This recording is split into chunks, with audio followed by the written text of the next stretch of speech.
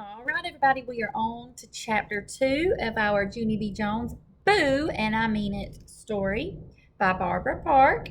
And in chapter 1, if you remember, May was tattletaling on Junie B. Jones. Um, was she tattling? Yes, because Junie, she keeps saying that Junie is afraid of Halloween or is a scaredy cat. Okay. That afternoon, I zoomed to my house from the bus stop, and I ran in my front door as fast as lightning. Tattletale, Tatteletale spells tattletale, I hollered. After that, I used the word in a sentence. Tattletale. May is a big, fat tattletale. I heard my grandma's voice. Junie B, honey, is that you? She called. I'm in Ollie's room. Come back and see us. I circled my hands around my mouth. Okay, I hollered again. Okay spells okay. After that, I hurried back there very fast and I hugged my grandma real tight.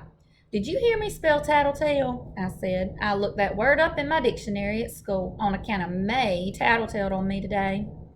Grandma Miller was changing Ollie's clothes. She shook her head at that news. Oh dear, not more trouble with May, she said. Honestly, Junie B, you're just going to have to ignore that girl. I crossed my arms.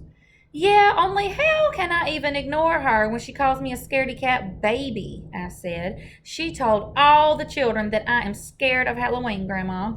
Only if May knew what I know about Halloween, she would be scared too. Grandma looked curious at me. What are you talking about? She said. What is it? What is it that you know? I swallowed very hard. Then I made my voice quieter. I know 5 scary secrets. That's what I know, I said. Only I'm not even allowed to tell anyone, or else my head will turn into a wart. Whew, chills came on my arms. Polly Allen Puffer told me that, I whispered even softer.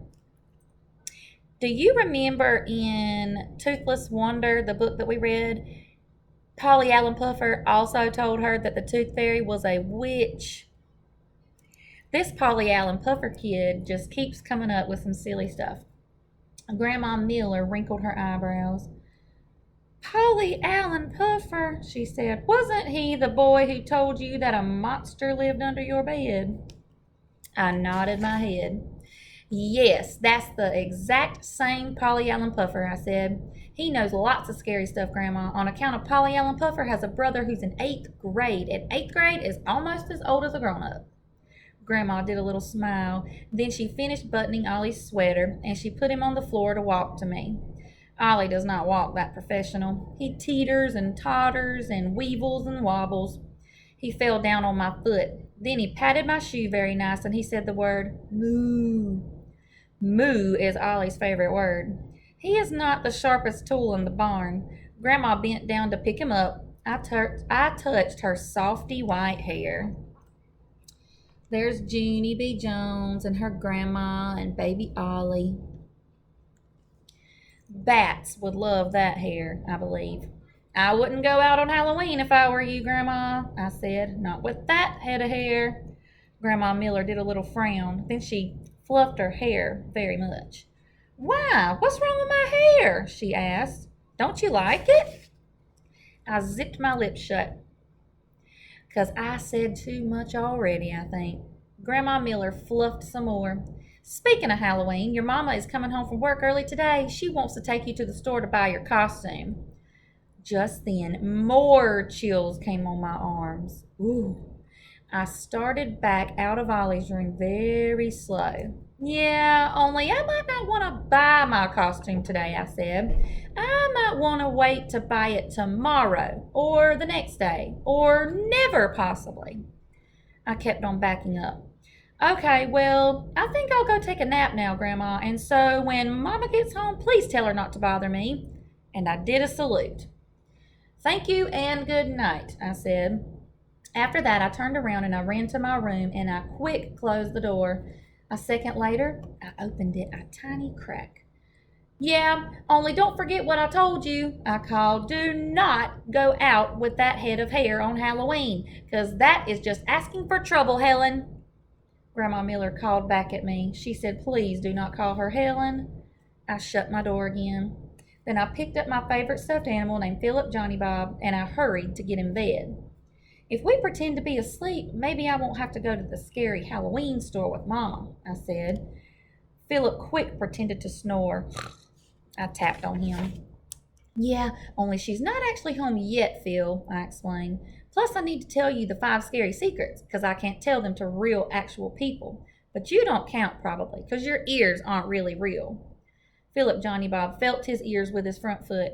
Really? You're kidding me, he said. My ears aren't real? Are you sure? Because they really, really feel real, don't you think?